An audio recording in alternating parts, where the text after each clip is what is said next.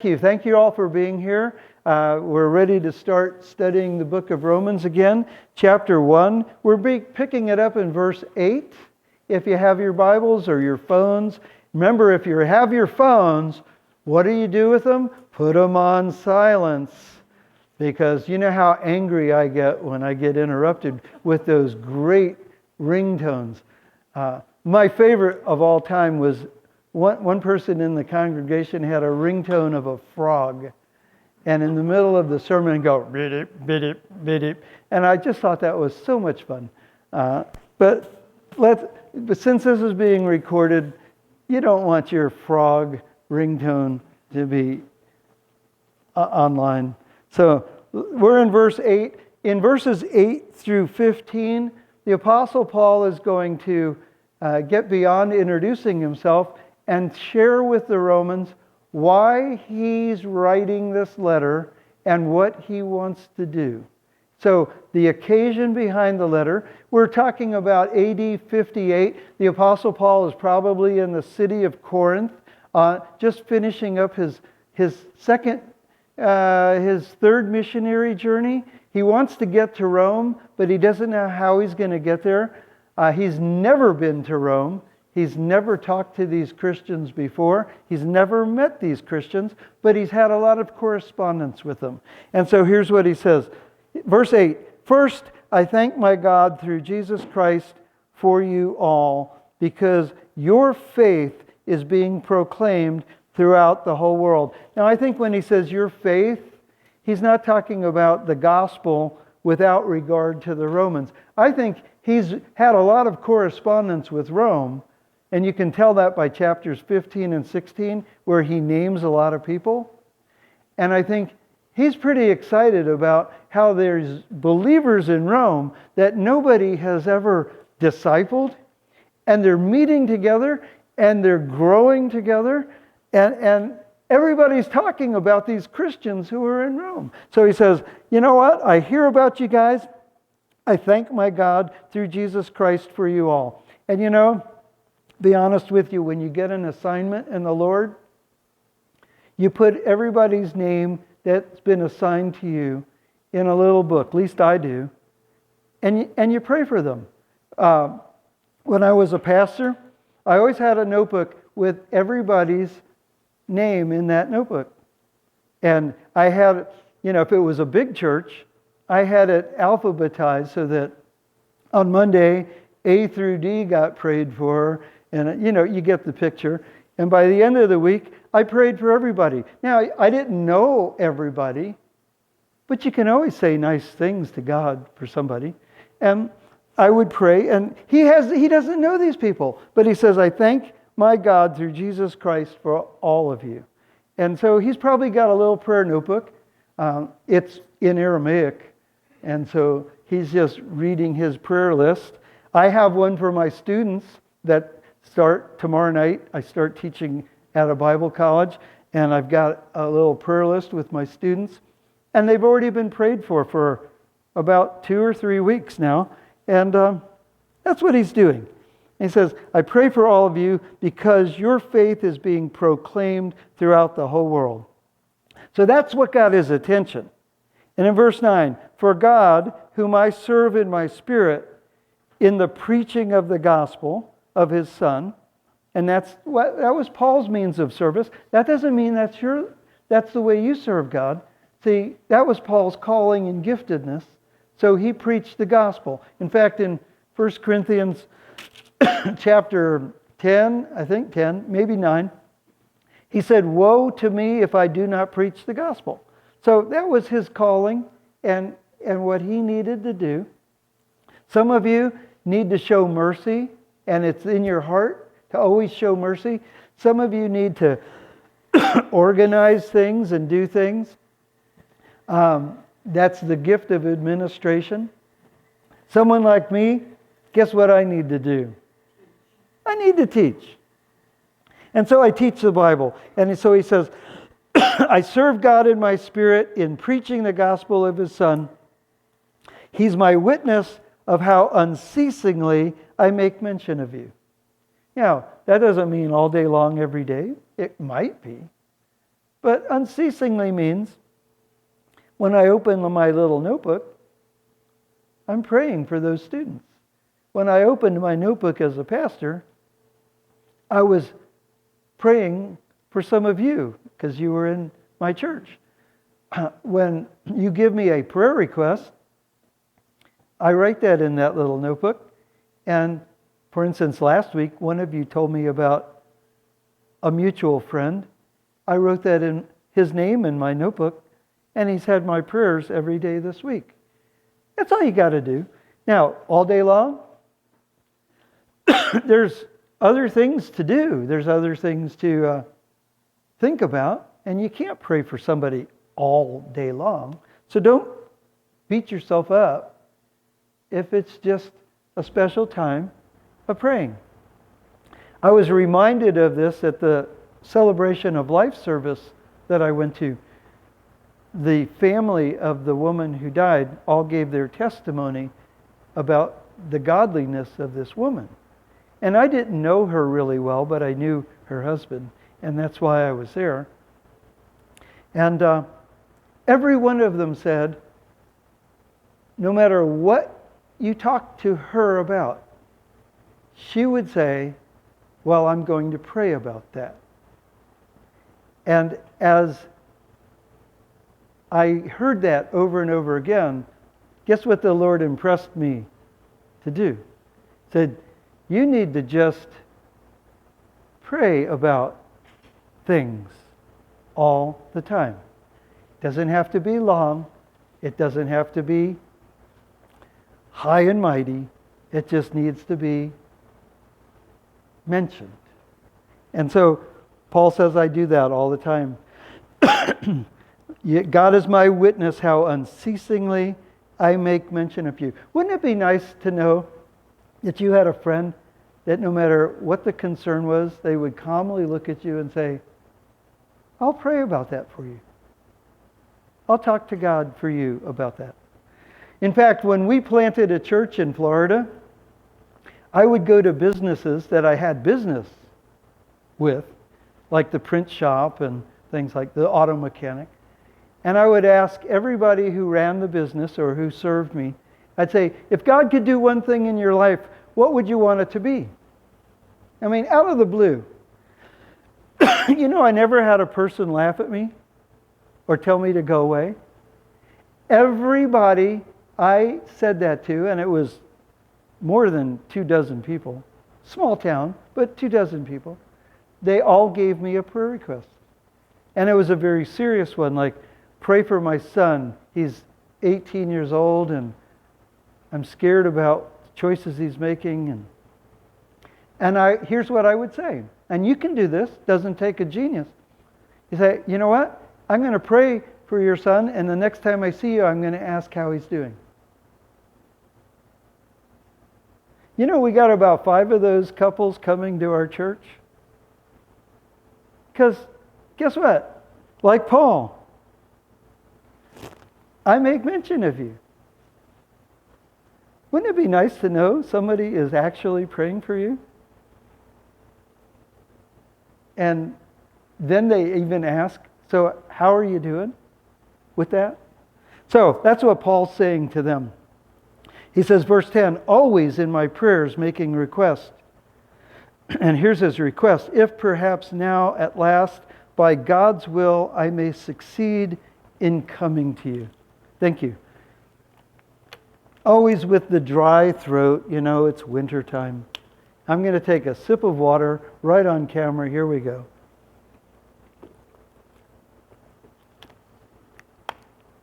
Vodka? No, it's water, folks. Thank you. And that's on camera, and there'd probably be some people offended because I'm so corny. But that's okay. It's not okay, but it's too late now. He says, always making, verse 10, always in my prayers making requests, if perhaps now at last by the will of God, not by my will, this isn't what I want, but by the will of God, that I may succeed in coming to you. Paul's occasion for writing, the occasion for this entire book, is that he's introducing himself for a visit. It would be like me saying to one of you, Phyllis, I'm coming over. And I give you a little letter telling you all things that I'm thinking about and how special you are, and I'm praying for you, and just saying, but I'm coming over. That's what he's doing to the Romans. And when you get to chapter 15 and 16, you discover, wow, he was really serious. Now, it took him 3 more years to get there, but he's on his way. That might seem ridiculous to us, but in those days, he was going by the will of God. And it wasn't God's will that he show up right away. Verse 11, here's the purpose for his visit and the purpose for this letter. For I long to see you so that I may impart some spiritual gift to you. What is Paul? He's a preacher. He's a Bible teacher. He's probably the greatest theologian of that era, right? I mean, he knows the mysteries of Christ like nobody else on planet Earth other than Jesus, but Jesus isn't on Earth anymore. And he says, I want to see you so that I may impart some spiritual gift to you, that you may be established. These people have no pastor that he knows about. They have no leadership. They never came together because of an apostle. They just all met probably at their local restaurant and said, hey, do you want to have a Bible study? And they said, yeah, who's going to teach it? And they probably said, I don't know. And they probably just sat around and shared Bible verses and sang a couple of hymns that the early church had. But there was no organization as far as Paul knew. And he wants to meet with them so that he could do something in their midst and establish them. Boy, that's a pastor. A pastor wants, I'll keep it personal. When I took a church, it didn't matter if the church was 35 people or 3,500 people. Never had that problem. But 35 people or 100 people or 2,000 people, my goal was, I want to do something spiritual with you people so that when I leave or while I'm there, your lives are more grounded in Christ than they were when I got there. My job was never to fill the pews. Some of you who've been with me in church, you're probably frustrated over that. I never had a program to fill the pews. Did I, sir? My program was to tell you about Jesus. Now, if you came back, great. If you didn't, I hope you find a better place. But my goal is to tell you about Jesus. Why? Because I want you, a pastor wants your spiritual life grounded, established. And that's what he's saying. He's saying, I want that you may be established. In verse 12 he says, that is, that I may be encouraged together with you while among you, each of us by each other's faith, both yours and mine. You know how encouraging you guys are to me? When I left my pastorate 2 years ago, I didn't teach the Bible again until we started meeting here on Tuesday nights. And when you guys showed up, it was like, wow, God's not done with me yet. Now, that might sound silly to you, but when you're on dry dock for 2 years, you get thoughts like, well, maybe I'm done. You know, maybe God just wants me to hit golf balls. I like hitting golf balls, but this isn't how I wanted to end things. Right? And then you guys showed up, and here's the exciting thing. You came back the next week. It's one thing to show up once, but it's another thing to come back again. It's like, wow, they came back. And don't think I'm joking, but when I get home, And after Mary and I have watched another episode of whatever we're watching, binge watching, I go to my office, and she goes to her office. I don't know what she does, but I go to my office. And I always say, Lord, thank you for bringing anybody to the Bible study. Thank you for bringing these people to the Bible study. Because it makes me feel like I'm not done.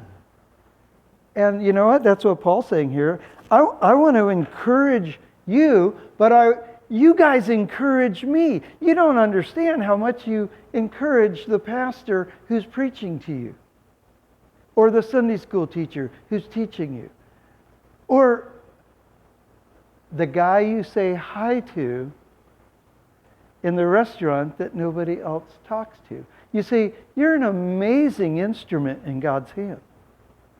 You really are. And you don't even have to be anybody different than what you are right now, except available. You know what I say all the time. You're nodding your head. What do I always say, Glenn? The only ability God wants is availability, right? If you're not available, then it doesn't matter how much Bible you know or don't know. But if you are available, it doesn't matter how much Bible you know or don't know. God's got you. And you can say hi, you can be encouraged by, and you can encourage anybody you run into. Isn't that true? Yes or no? Yes. It doesn't matter if you think you're too old.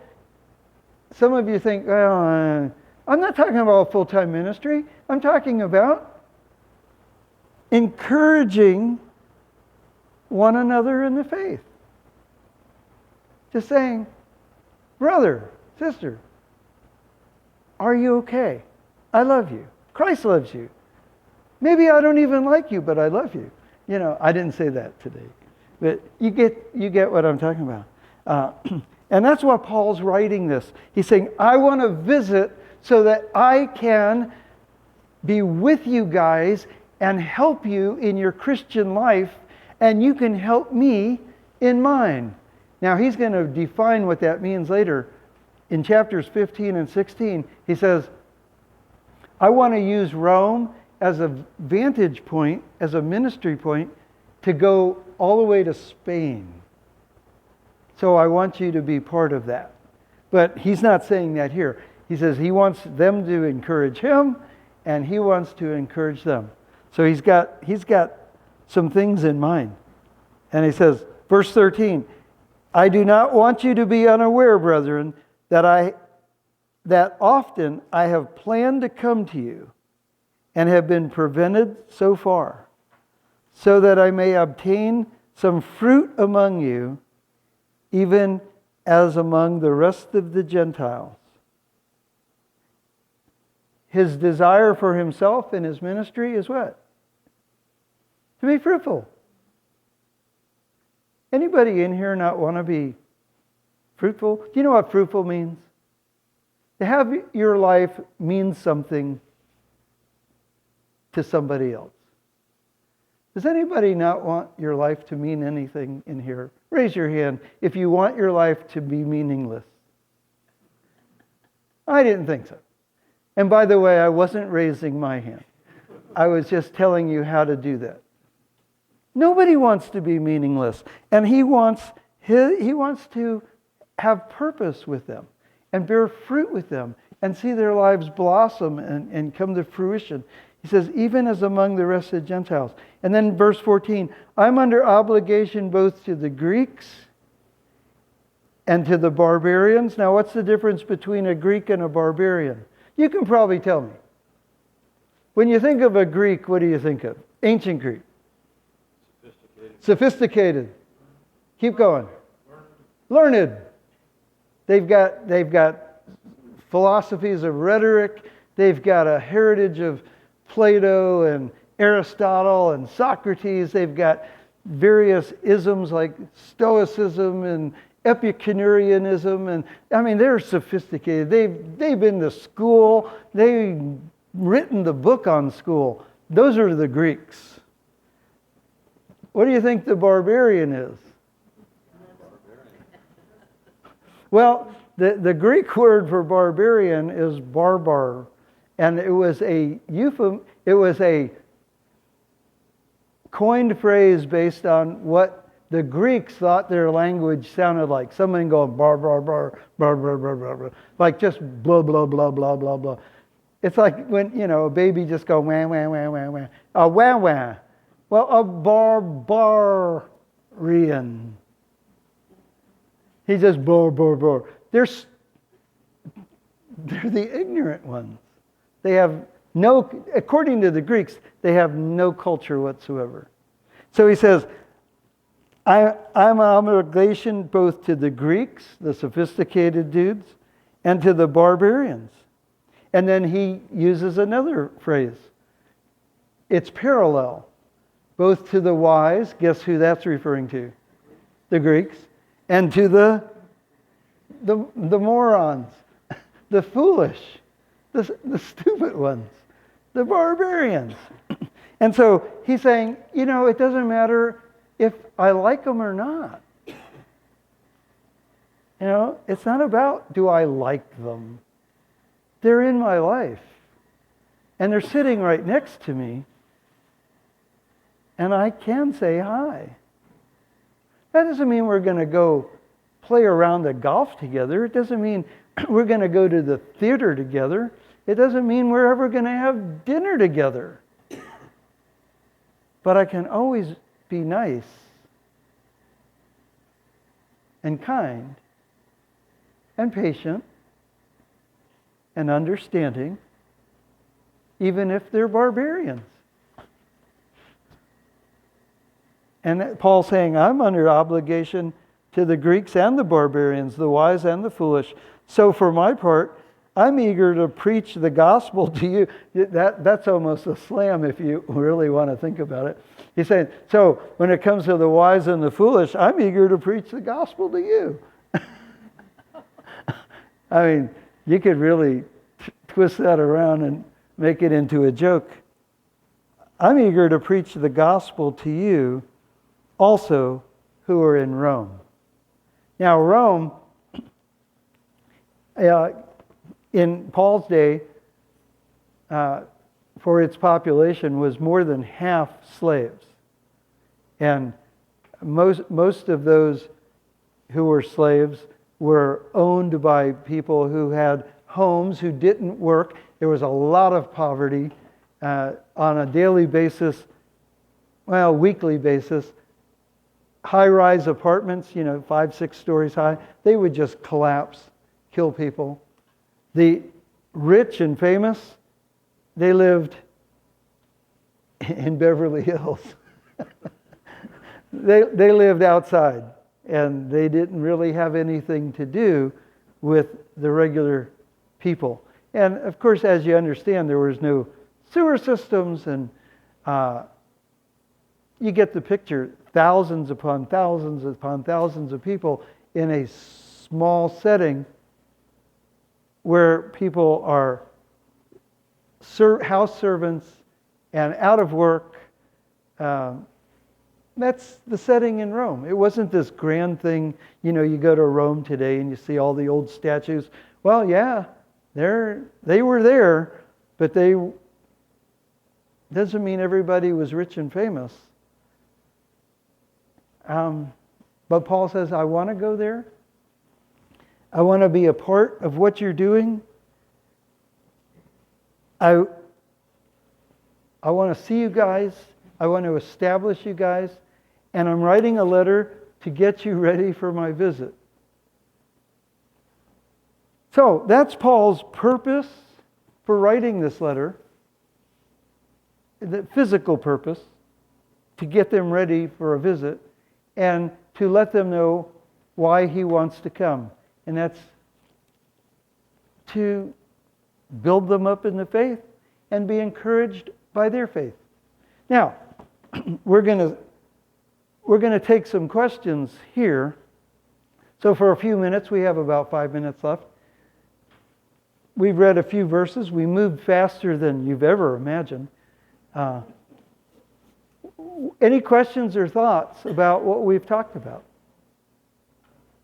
How old was Paul in his ministry at this point? How old was Paul in his ministry at this point? Let's say he's writing this at AD 58. He was converted about a year after Christ was raised from the dead. We don't know how old he was at his conversion, but that was, let's just give it AD 30, 31. We don't know. I mean, I'm thinking how many years after his conversion? Yes, okay.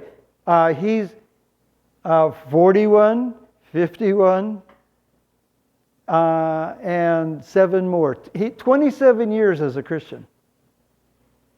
His first missionary journey was about AD 48. He went through Galatia. His second missionary journey started at about AD 51, 52. He ended up in Corinth around 57, and he wrote, just before he headed back to Jerusalem, he wrote the epistle to the Romans in about 58. Could be 57, 58. So we're talking, he's been a Christian now about 28 years, 27 years. Yes? Okay, the question is in verse 13, there's a parenthesis, I've been prevented until now. And you have to understand, in the original language, there's no punctuation.